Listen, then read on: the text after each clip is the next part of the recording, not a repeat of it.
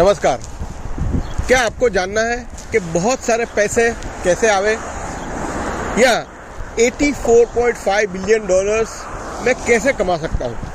दोस्तों, मैं आज बात करने वाला हूँ साइकोलॉजी ऑफ मनी, यानी पैसे के पीछे का विज्ञान। मैं आज जो बात करने वाला हूँ एक ऐसे बंदा जिसने बहुत ही अच्छी बुक लिखी है जिसका नाम है साइकोलॉजी ऑफ मनी और राइटर का नाम है मॉर्गन हॉसल। मॉर्गन हॉसल एक बहुत बड़े राइटर है। इन्होंने 3 किताबें लिखी है और अमेरिका की बहुत ही अच्छी कंपनियों के लिए उन्होंने काम किया है। वो एक इन्वेस्टर भी है, राइटर भी है। He is the one of the best person.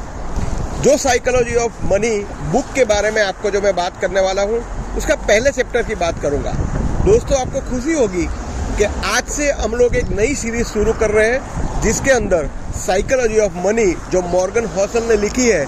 Morgan हॉसल ने जो बात की है वो लाइफ टाइम की बात की है, जिन्होंने पैसे के बारे में बात की है, ग्रीड के बारे में बात की है, हैप्पीनेस के बारे में बात की है, अपने एक्सपीरियंस शेयर किए।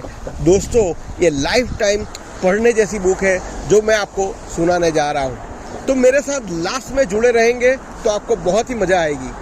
दोस्तों, मेरा नाम है राजू मास्टर और वंस अगेन मास्टर स्ट्रोक के अंदर आपका बहुत बहुत स्वागत।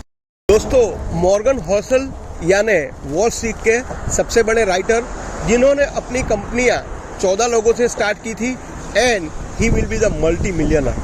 दोस्तों, ऐसे लोग ने जो बताया है, क्या आप चाहते हैं कि आपको बहुत सारे पैसे आवे और पैसे के पीछे का विज्ञान मुझे मालूम पड़े? दोस्तों, क्या आप चाहते हैं कि मुझे $1 मिलियन मिले, इतना पैसा मिले जिससे मेरी हेल्थ, वेल्थ एंड हैप्पीनेस अच्छा जाए? तो पहले चैप्टर से मैं स्टार्ट करता हूँ और ये पहले चैप्टर का नाम है the greatest show on the earth. दोस्तों, मॉर्गन हॉसल जब कॉलेज कार्यकाल में थे तब छोटी मोटी नौकरी करते थे। तब न्यूयॉर्क के अंदर 5 स्टार होटल के अंदर उसको वेले पार्किंग पे काम मिला था।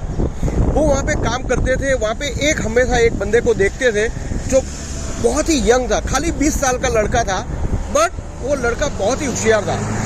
उसकी जो बातें करने का स्टाइल बहुत ही सुपर्ब था।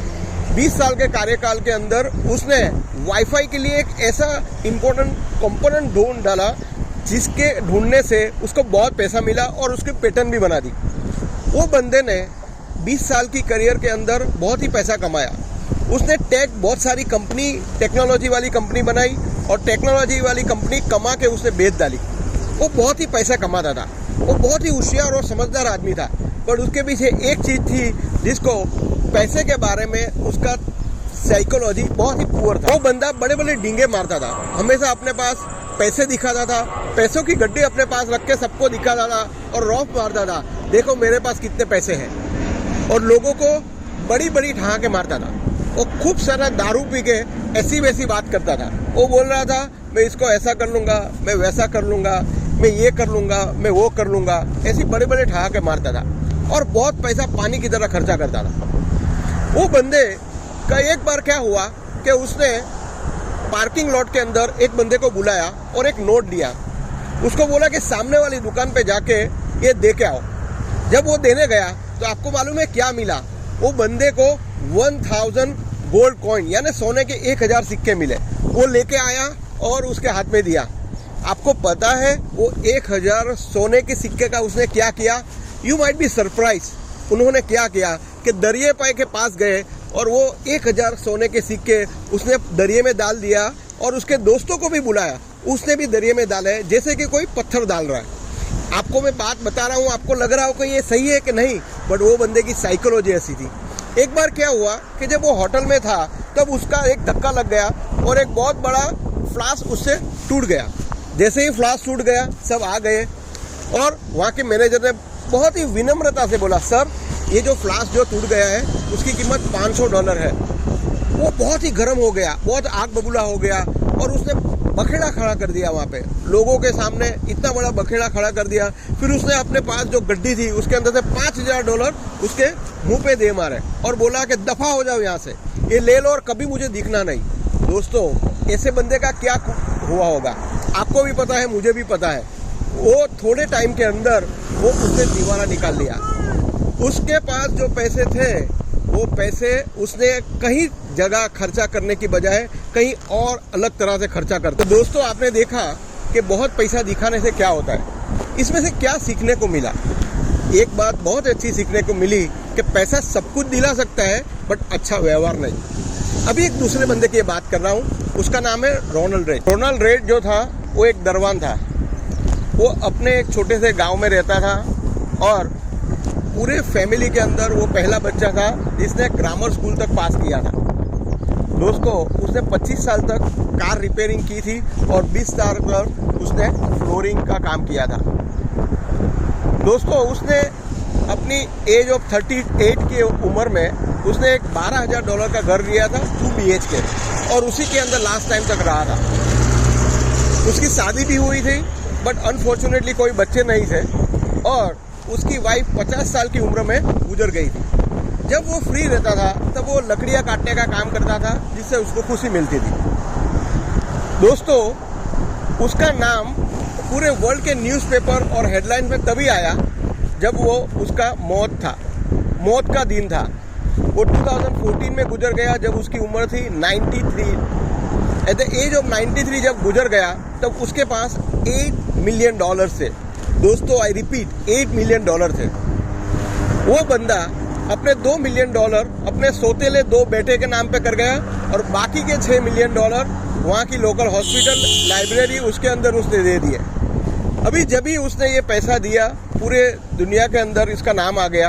दोस्तों, अगर आप विकिपीडिया के अंदर या गूगल में अगर उसके नाम पे ढूंढेंगे तो उसके अंदर आपको दिखेगा कि वो एक दरवान था, एक लोकल वर्कर था, और लास्ट में था एक मिलियनर। तो आपको क्वेश्चन आता होगा कि ऐसा छोटा बंदा इतना पैसा कैसे बना गया। उसको जब पूछा गया था तब उसने कभी बताया नहीं, बट एक्चुअल में क्या किया था कि उसके पास जो पैसे बचते थे वो पैसे में से वो ब्लू चिप शेयर्स लेता था, और वो शेयर्स वो कंटिन्यूअस इन्वेस्टमेंट में रखा था। उसने कभी इंटरेस्ट भी नहीं उठाया था, और वो पैसे वहीं के वहीं रहने दिए। ये हो गई स्टोरी नंबर 2। अभी तीसरी स्टोरी के बाद मैं बात कर रहा हूँ आपको, और वो बात है रिचर्ड की। रिचर्ड रोनाल्ड से टोटली डिफरेंट था। रिचर्ड जो ऐसा बंदा था जो हार्वर्ड के अंदर से उसने MBA किया था, और 40 साल की उम्र में वो ऑलरेडी मल्टी मिलियनर बन गया था। उसके पास 18,000 स्क्वायर फीट का बहुत बड़ा बंगला था, जिसके अंदर 2 गैराज, 2 स्विमिंग पूल और 11 बाथरूम थे। दोस्तों, उसका मंथली जो एक्सपेंसेस आता था उसका $90,000 आता था। दोस्तों, इतना बड़ा बंदा, बहुत ही होशियार वाला, और under 40 millionaire of the year की बुक के अंदर वो मैगजीन में उसका नाम भी आया था। इतना बड़ा बंदा जिसका 90,000 मंथली एक्सपेंसेस था, वो 2008 के क्रैश के अंदर वो रातों रात दिवालिया हो गया। आपको पता ही होगा, या तो शायद मैं बताने जा रहा हूँ कि $90,000 का उसका जो खर्चा था, उसी के लिए उसने बहुत सारी बैंक और कंपनी में से बहुत सारा लोन लिया था, और वो भरपाई नहीं कर सका और वो दिवालिया हो गया। दोस्तों, यहाँ पे मैं जो आपको बात करने वाला हूँ बहुत ही इम्पोर्टेंट है कि दोनों के बीच में डिफरेंस क्या था। फिनेंशियल इन्वेस्टमेंट एक ऐसी चीज़ है जो कोई भी बंदा कर सकता है, बट कोई भी बंदा सोच नहीं रख सकता। एक सामान्य सोच वाला रोनाल्ड रेड के पास $8 मिलियन कैसे आए, उसके बारे में मैं आपको बात करने वाला हूं। सक्सेस एक सॉफ्ट स्किल है जिसे कोई भी सीख सकता है। ये एक यूनिक फील्ड है जहां नॉलेज से ज़्यादा आप बिहेव कैसे करते हैं वो इम्पोर्टेंट है। फिनेंशियल सब्जेक्ट एक पैसे की साइकोलॉजी समझने का जैसा है।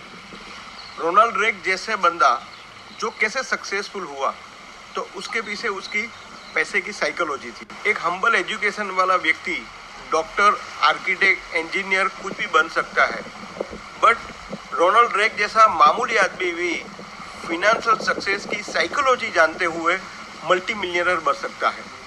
रोनाल्ड रेड के पास ऐसी कोई भी जायदाद ऊपर से नहीं आई थी, उसके पास कोई खानदानी पैसा नहीं था, उसको कोई लॉटरी नहीं लगी थी, फिर भी आपने देखा कि वो मल्टी मिलियनर बन गया। फिनेंशियल सब्जेक्ट ये पैसे की साइकोलॉजी समझना है और आपको हमेशा अलर्ट रहना। दोस्तों, हर कोई व्यक्ति अमीर बन सकता है, बट हर कोई व्यक्ति हम्बल नहीं हो सकता।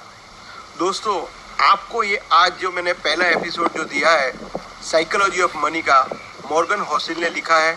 मैं दूसरे एपिसोड के लिए नेक्स्ट सैटरडे को साथ आपके साथ में हाजिर हो जाऊंगा। आई एम 100% श्योर ये प्रोग्राम आपको अच्छा लगा होगा, तो आपके फ्रेंड्स एंड फैमिली को भेजिए। दोस्तों, मेरा ये प्रोग्राम करने का एक ही टारगेट है कि मैक्सिमम लोगों तक ये मेरे सोच और साइकोलॉजी ऑफ मनी जो मॉर्गन होसल ने लिखा है, पूरे वर्ल्ड के लोगों ने बहुत सारी ये किताब पढ़ी है। वो एक एक चैप्टर आपको हर शनिवार को मैं देता जाऊंगा। अगर आप ये चैनल पे नए हुए हैं, सबसे पहले सब्सक्राइब कीजिए, अपने फ्रेंड्स एंड फैमिली को भेजिए और नीचे कमेंट में जरूर लिखिए आज का प्रोग्राम कैसा लगा। Thank you so much.